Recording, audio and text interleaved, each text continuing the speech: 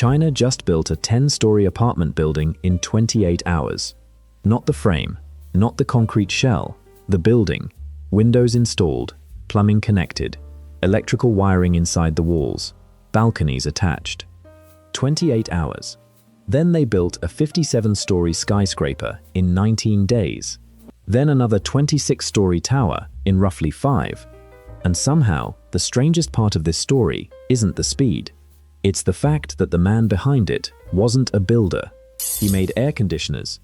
And it took one of China's deadliest earthquakes to convince him that the way we build cities might be fundamentally wrong. But while his company was turning skyscrapers into giant Lego sets, another Chinese company was working on something even more bizarre. It was trying to print buildings, layer by layer, with a machine large enough to swallow a house. These are two very different technologies, but they are built around the same radical idea. What if we stopped constructing buildings the way we have for centuries and started manufacturing them? Because once you see what that makes possible, a much bigger question appears. If buildings can really go up this fast, why does almost nobody build this way? It starts in 2008. In May, a massive earthquake struck China's Sichuan province. Entire communities were devastated. Buildings collapsed. Tens of thousands of people were killed. And watching the disaster unfold was the head of Broad Group, a Chinese company known not for construction, but for large commercial air conditioning systems. He had spent his career thinking about machines, factories, and industrial efficiency. Now he was looking at buildings. And he began asking a question that sounds almost embarrassingly simple. Why are we still making them like this? Traditional construction is strangely primitive when you compare it with almost every other major industry. Cars are built in controlled factories. Aircraft are built in controlled factories. Phones, appliances, engines, all manufactured using repeatable processes where individual components are measured, tested, and assembled before the final product ever reaches a customer. Buildings are different. We take hundreds of workers, send them to an outdoor site, bring in thousands of tons of material, and then manufacture one enormous product from scratch in the rain, heat, cold, and wind. Broad wondered, what if a building worked more like a car? That question eventually led to a completely different construction system. Instead of bringing raw materials to the building site, Broad would bring the building itself. Walk into one of their factories, and you begin to understand what that means. Steel modules move down production lines. But they aren't empty shipping containers. Windows can already be installed. Pipes are routed inside. Electrical systems are fitted. Interior surfaces can be finished. Balconies can already be attached. By the time one of these modules leaves the factory, a huge amount of the work normally done on a construction site is already over. Then, trucks carry the modules to the site. A crane lifts one into the air. Workers guide it into position. Connections are locked together. And another module arrives, then another, then another. The building rises, almost like someone stacking enormous steel blocks. Except these blocks already contain pieces of someone's future apartment. This changes the entire rhythm of construction. There is far less waiting for concrete to cure, far less work happening outdoors, and many jobs that would normally be performed by different crews, on different days, under different conditions, are moved into a controlled factory. That doesn't make construction effortless. The foundation still has to exist. The modules still have to be manufactured. They still have to be transported. And the entire system depends on extremely precise planning. But once all of that preparation is complete, the assembly speed can look almost impossible.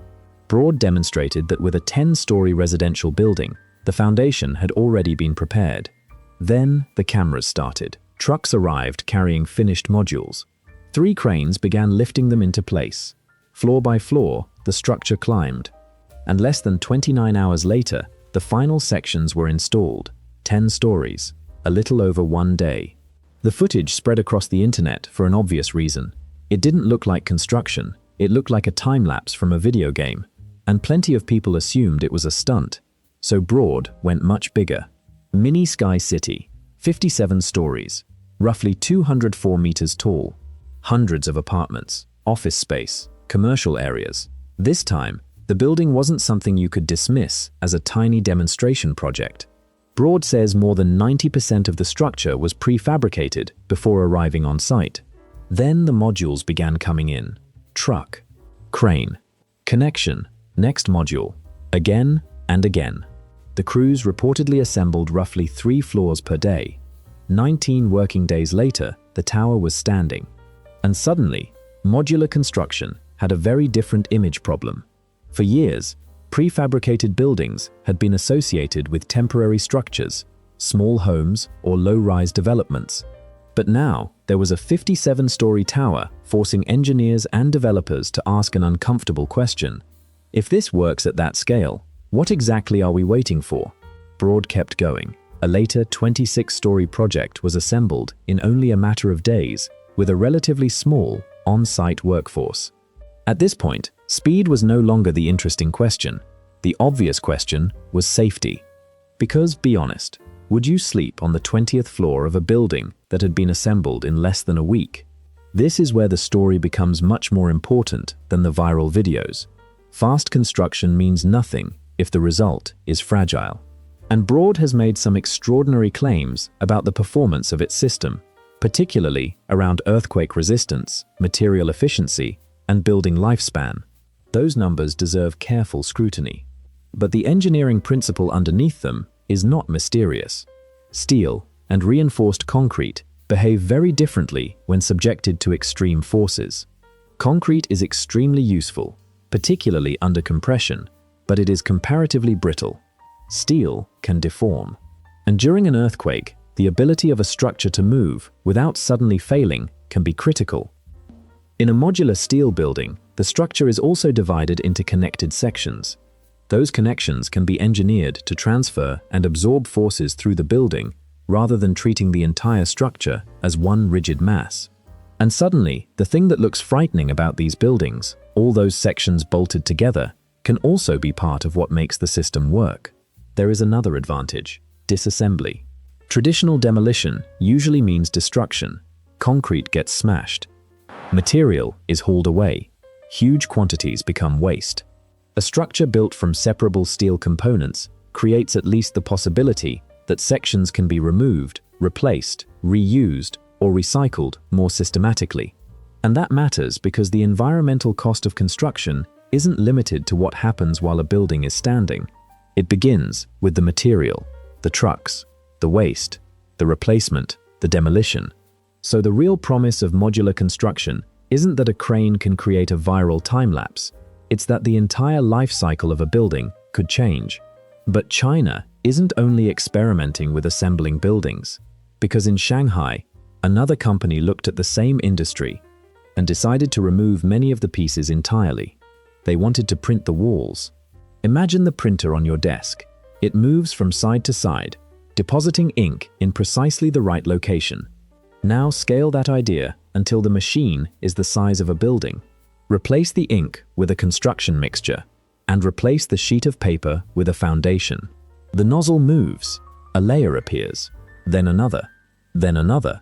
Slowly, a wall grows upward according to a digital design. This is the basic promise behind large-scale construction printing. Instead of workers manually forming every wall, a machine follows coordinates from a computer model. And that creates one very strange advantage. Curves are no longer necessarily difficult.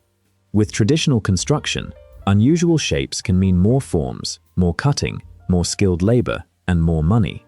A printer doesn't care whether the line in its digital file is perfectly straight or gently curved. It simply follows the path. That could eventually give architects far more freedom without automatically attaching an enormous labor premium to every unusual shape. But the real attraction is much less glamorous: cost, labor, and speed. A highly automated construction system could potentially produce basic structures with smaller crews and less material waste. And that becomes extremely interesting when you look at the problem cities are facing. Because the world does not have a shortage of ideas for buildings. It has a shortage of affordable buildings. Cities are expanding. Housing costs have become a political crisis in many countries. Construction companies are struggling with labor shortages.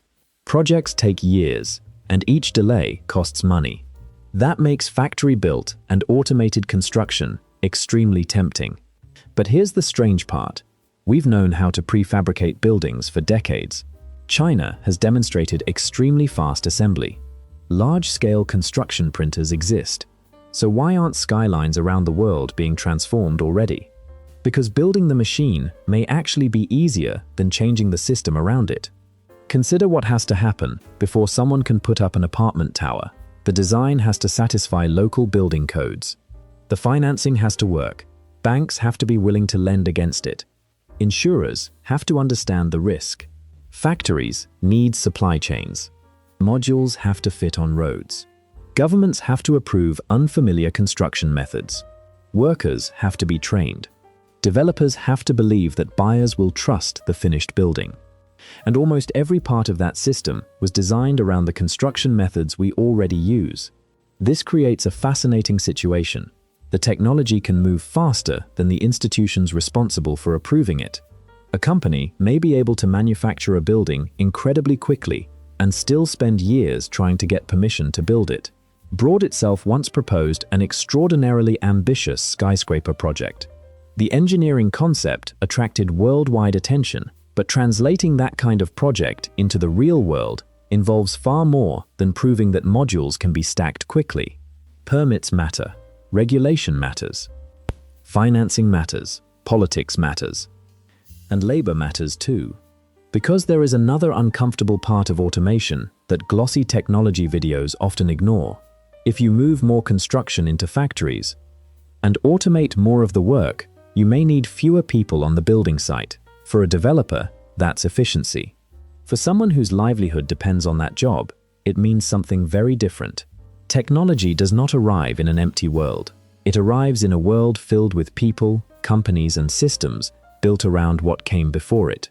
And that may be the real reason construction changes so slowly. Which brings us back to that building in China. 10 stories, 28 hours. The number sounds like the story, but it isn't.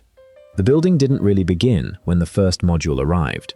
It began inside a factory, with workers manufacturing sections in advance, with engineers designing every connection, with logistics teams deciding how those sections would reach the site. What looked like impossibly fast construction was really something else. Construction had been moved somewhere we weren't looking.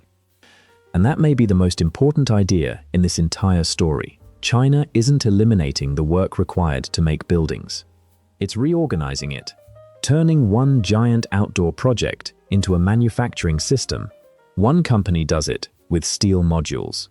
Another experiments with digital files and enormous printers. Different machines, same philosophy. Make construction controlled. Make it repeatable. Move as much uncertainty as possible away from the job site.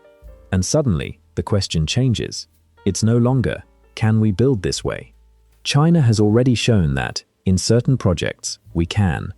The harder question is, can the rest of the system change fast enough to make it normal?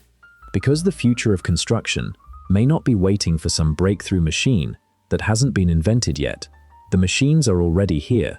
The factories are already here. Some of the buildings are already standing. The real bottleneck may be everything around them. And if that changes, then one day, watching an apartment building rise in a week may not look extraordinary at all.